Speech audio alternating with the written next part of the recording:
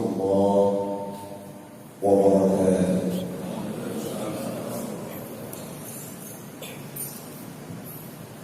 الحمد لله القائل إن الكتاب عند الله الإسلام، والصلاة والسلام على سيدنا محمد أشرف الأنام وعلى آله وصحبه ذوي الكرام. أما بعد، فقال تعالى في القرآن الكريم: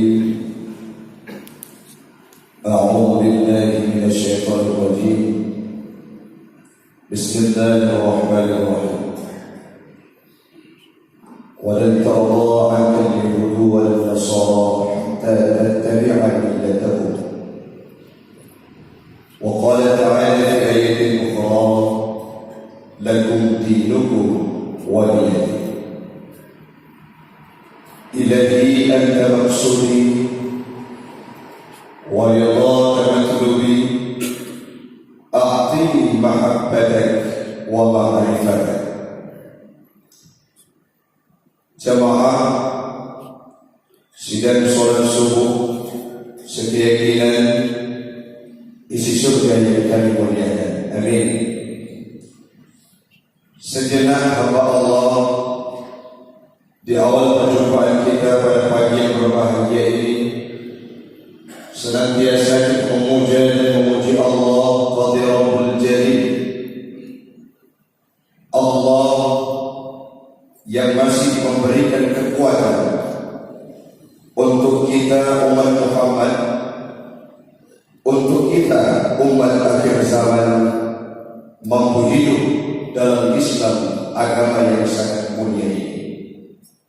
Selawat dan salam dari baginda Rasulullah sallallahu alaihi wasallam, hamba Allah, Rasul dalam kurun waktu 23 tahun. Beliau bermandikan peluk, untayan air mata, bahkan sampai pada kita bermandikan darah sekalipun. Bagaimana cerita yang terurai jelas saat Rasulullah ditimpa dengan kemalangan, musibah, meninggal istri tercinta Khadijah, meninggal Abu Talib paman tercinta. Hijrah beliau membawa ajaran Islam ke suatu tempat di kota Taif.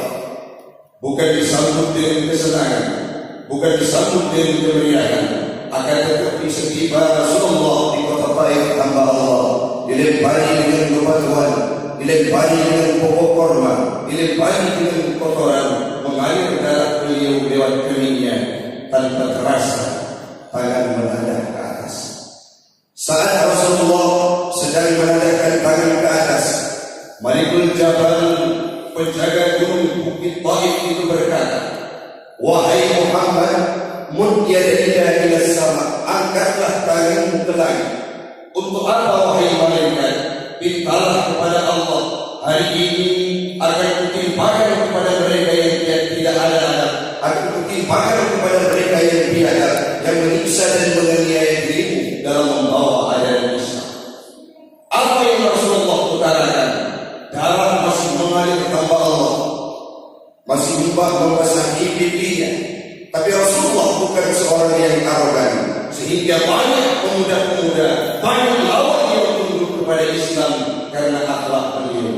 Apa yang Rasulullah utarakan? Wahai malaikat, wahum qaumun la ya'lamun.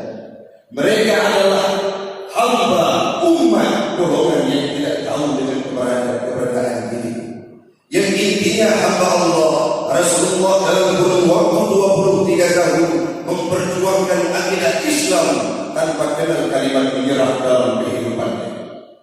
Selawat dan salam kepada anak sahabat beliau sekalian yang telah seiring bahu seayun langkah dalam membantu perjuangan Rasul menegakkan akidah Islam sampai seantero dunia, bahkan hamba Allah, Islam itu masih ada dalam relung hati kita di tempat yang mulia ini.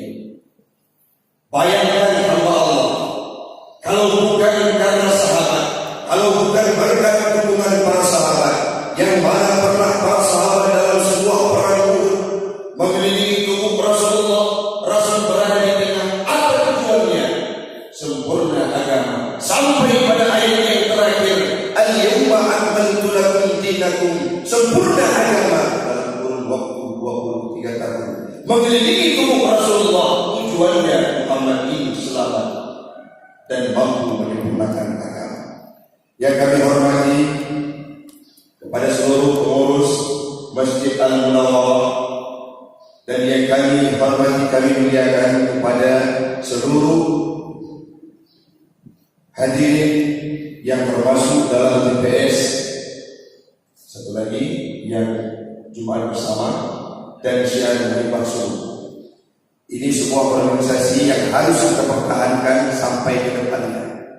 Dengan sebab dengan berkat hal inilah orang-orang yang minim pandai kepada Islam akan terangkat adanya Allah. Jamaah sidang pendengar setia dan yang kami muliakan, kita memahami bersama bahawa Islam ini dari semenjak lahir datang ke muka bumi ini menawarkan dan mengajarkan kepada penganutnya untuk senantiasa berjuang dan berkorban fi sabilillah. Coba kita analisa dalam Islam sunnah ibadah kita, sunnah Rasul. Belum ada satu pemuda muslim yang tunjuk tangan dan protes di tengah lapangan. Bapak Menteri, Bapak Dokter, saya dengan dikitan. Belum ada yang berkata demikian. Apa maknanya hamba Allah? Islam ini menawarkan kepada umatnya untuk berjuang dan berkorban, menjelang adil balik, alirkan darah untuk Islam. Maka siap pemuda Islam, pemuda Muslim untuk mengalirkan darah demi Islam, agama yang dia cintai. Tidak hanya dalam aspek kehidupan, dalam aspek ibadah, luar biasa dibutuhkan perjuangan dan pengorbanan hamba Allah. Kalau Allah berfirman dalam Al-Quran, aqimus shalah, apa maknanya? Sedang sibuk kita dengan kegiatan, sedang sibuk kita dengan aktivitas, sedang asyik kita tidur di rumah, sisihkan waktumu untuk mengerjakan ibadah salat. Maka salat ibadah perjuangan. Tidak hanya ibadah salat hamba Allah, zakat, tidak memiliki harta, punya kemampuan, punya kewasan, diberikan harta dengan dalam kehidupan, ada waktu, ada harta, sisihkan untuk jalan Allah. Zakat fisabilillah, itu pun perjuangan hamba Allah. Puasa dari semenjak mengorbankan harta, semenjak mengorbankan tenaga, tahan lapar, haus hawa nafsu, kendali amarah, dari keluar fajar sampai iftar sorenya, itu semua perjuangan. Kalau ada orang yang bertanya, ya Ustaz, bagaimana dengan kondisi ibadah haji? Haji dipenuhi dengan ibadah perjuangan. Bayangkan, dari semenjak kita mengorbankan harta, mengorbankan tenaga, mengorbankan pikiran, melampaikan tangan kepada sanak keluarga dan saudara, pergi untuk menunaikan ibadah haji Baitullah. Dari semenjak kita berangkat dari Muntajat Munsidun sampai kita kembali ke tempat semula adalah perjuangan dan pengorbanan. Yang inti yang akan disampaikan, Islam ini dimanapun kita berada, pada dengan perjuangan dan pengorbanan. Seolah-olah Islam ini berkata kepada kita, wahai pemuda muslim yang memiliki legalitas yang luar biasa, bila Islam berada di pondok kehidupanmu, membutuhkan kontribusimu, alirkan, berikan kontribusimu untuk Islam supaya dia jaya. Bila Islam butuh terhadap harta, tenaga, keringatmu, korbankan semuanya. Bila Islam butuh suatu waktu hamba Allah untuk kemegahannya. Bahkan sampai pada kita pun, bila Islam harus berhadapan dengan kita, apa kata Islam? Wahai pemuda muslim yang ada di tempat yang mulia ini, Islam suatu masa akan membutuhkan darahmu. Siap, kita pemuda muslim yang memiliki legalitas yang tinggi, berdiri tegak hamba Allah, konsisten dalam Islam walaupun nyawa menjadi taruhan. Hamba Allah pertama dididik oleh Islam, kita umatnya untuk berjuang dan berkorban.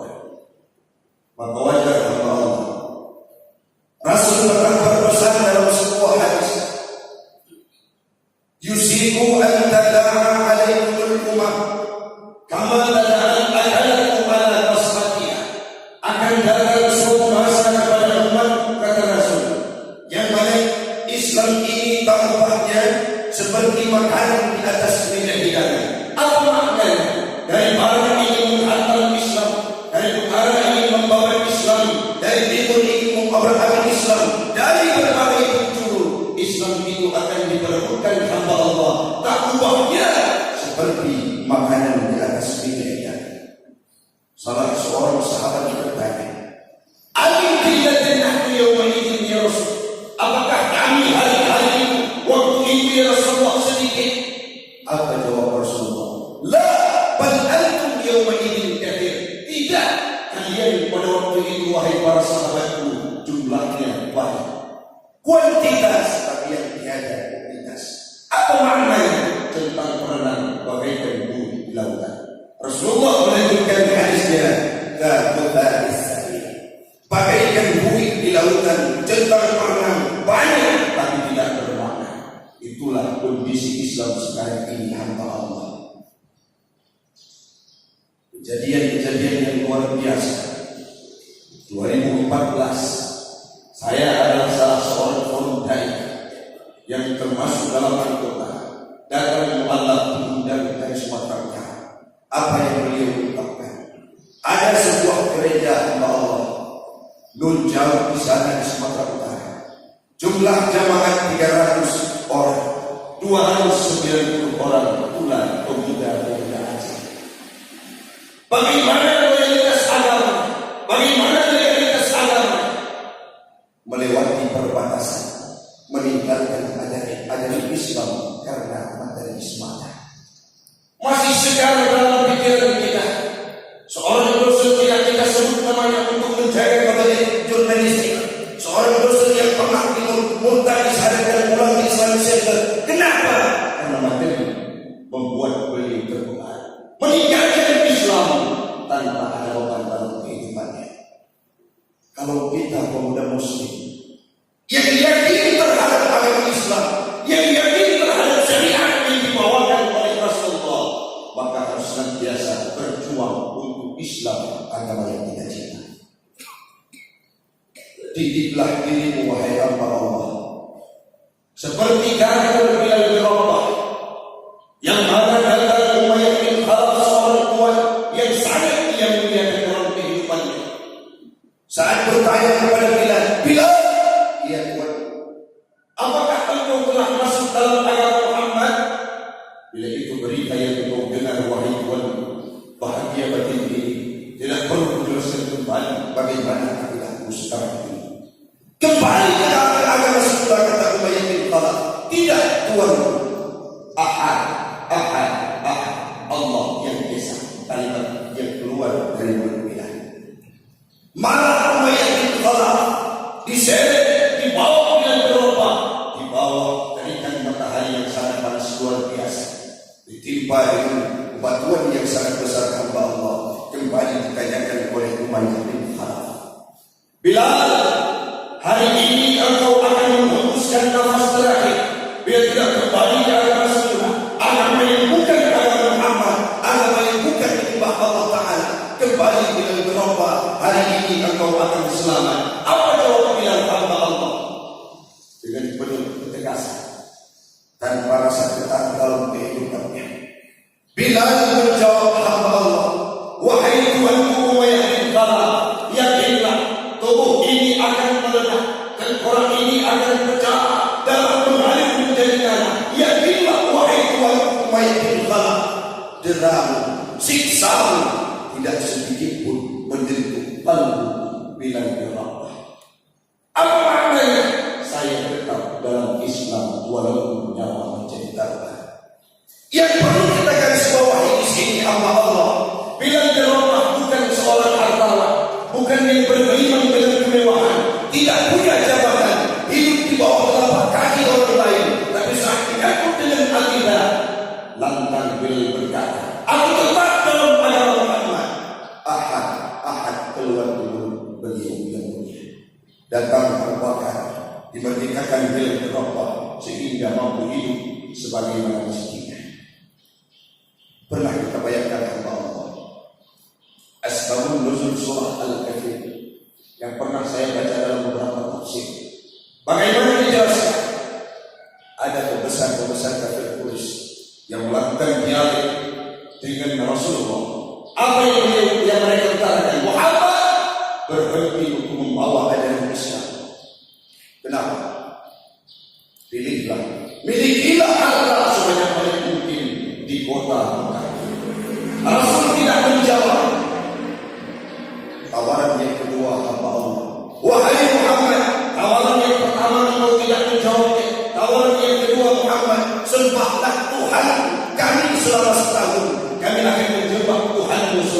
tahun, maka milikilah siapapun yang engkau kehendaki untuk engkau nikahi di kota Mekah. Saat itu hamba Allah, malaikat Jibril datang membawa firman Allah surah Al-Kafirun yang akhir ayatnya lakum dinukum waliyadin. Apa maknanya? Kita bisa hidup sejalan dengan orang yang tidak seagama, tidak sepaham dengan kita, tapi saat menyangkut dengan akidah, dialog tentang akidah, harus tegas kita berkata lakum dinukum waliyadin. Untukku agamaku, untukmu agamaku. Itu yang diimplementasikan oleh mereka yang ada di luar negeri hamba Allah. Bagaimana orang-orang yang ada di sisinya, yang mempertahankan akidah la ilaha illallah besar mereka instruksikan dalam kondisi tubuh ditanam cuma tinggal kepala di atas. Tidak mau mereka mengucapkan kalimat tersebut, tetap kalimat la ilaha illallah ditanam tubuhnya sampai hilang kata Allah, tapi masih terdengar kalimat la ilaha illallah. Masih terngiang bagaimana orang India dibakar dalam suatu masjid saat melaksanakan ibadah sholat subuh hari raya haji beberapa waktu yang lalu. Tidak ada satupun hamba Allah dari jamaah yang ada dalam masjid tersebut, walaupun mereka yakin akan mati, akan meninggal dunia, tapi tidak ada umat Islam yang merusak sholatnya keluar daripada tempat itu. Mereka sudah yakin terhadap Islam agama ini.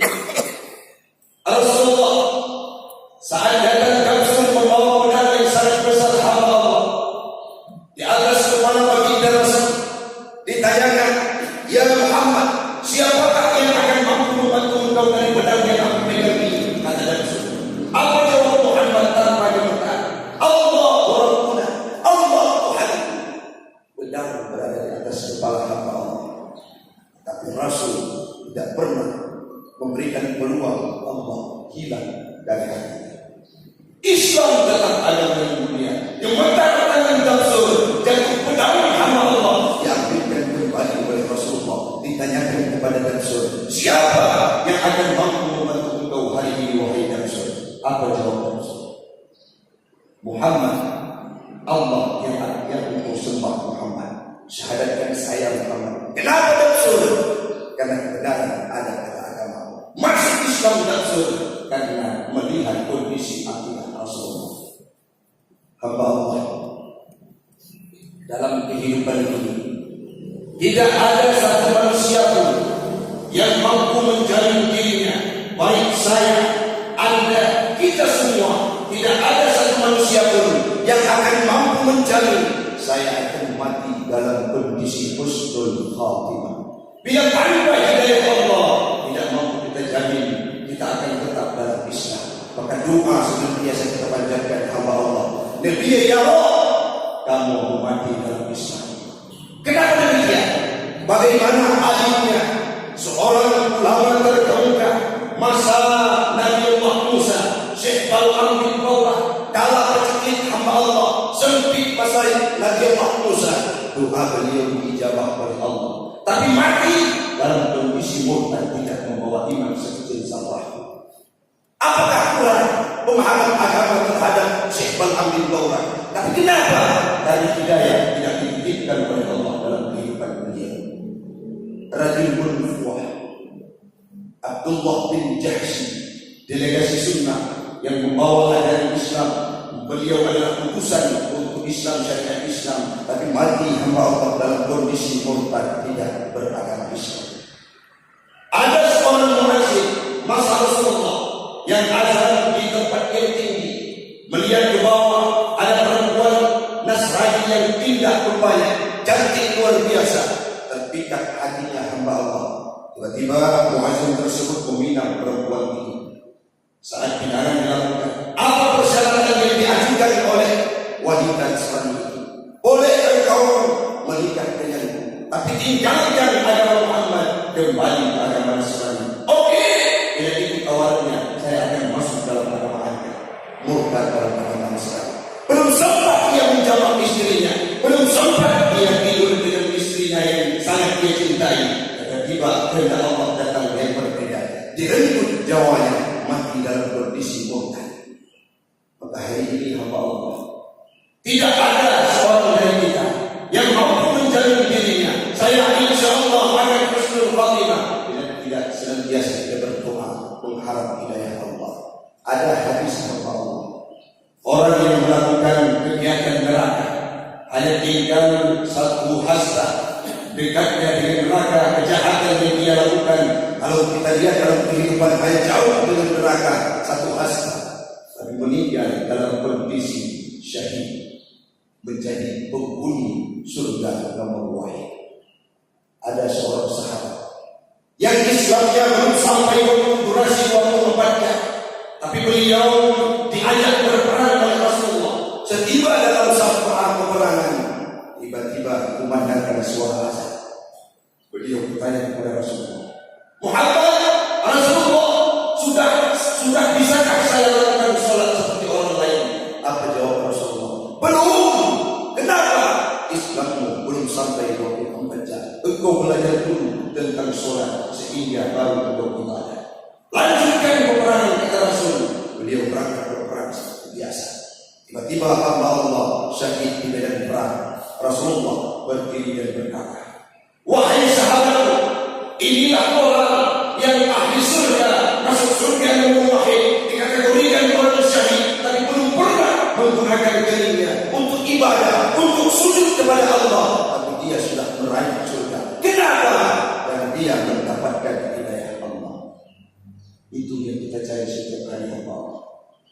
Yang kita minta kepada Allah, ya Allah, saya tahajud, saya zikir, saya doa, saya sholat, sedekah, ibadah yang luar biasa berenteng. Dan dia satu perintahkan, ibadah yang kami lakukan tidak akan menjamin kami masuk surga, tidak akan menjamin kami husnul khatimah, melainkan karena Allah, melainkan karena hidayah dari Allah. Ya Allah, kami yang ada di sini mudah-mudahan akan dimatikan dalam kondisi beriman, tetap dalam Islam, didik anakmu seperti karakter Bilal bin Rabah, yang insya Allah kita akan menuai keberhasilan meninggal dalam kondisi husnul khatimah. Amin, amin, amin ya rabbal alamin. Hari ini yang dapat saya sampaikan pada pertemuan kali ini, 1 poin, 2 poin yang perlu kita ambil kesimpulan. Yang pertama, hamba Allah, Islam ini saat berbicara saya berkaitan dengan Islam, saya adalah pemuda muslim, itu terbayang dan identik dalam kehidupan kita. Saya harus siap berjuang untuk agama yang saya cintai. Yang kedua, hamba Allah, doakan dan didiklah anakmu seperti karakter Bilal bin Rabah, seperti karakter Rasulullah, seperti karakter Masyidah, yang saat berhadapan dengan akidah mereka lagi memilih agama Islam walaupun taruhannya nyawa dan mati. Yang terakhir, hamba Allah, tidak ada satu manusia pun yang mampu menjamin dirinya akan husnul khatimah, mati dalam kondisi membawa hidayah Allah Ta'ala. Karena itu hamba Allah mintalah setiap saat usai sholat, ya Allah, matikan saya dalam husnul khatimah dalam Islam, agama yang saya cintai. Mudah-mudahan hamba Allah, pertemuan kali ini akan menjadi manfaat bagi pribadi saya dan umumnya kepada jemaah sekalian. Akhiran, billahi taufiq wal hidayah. Assalamualaikum.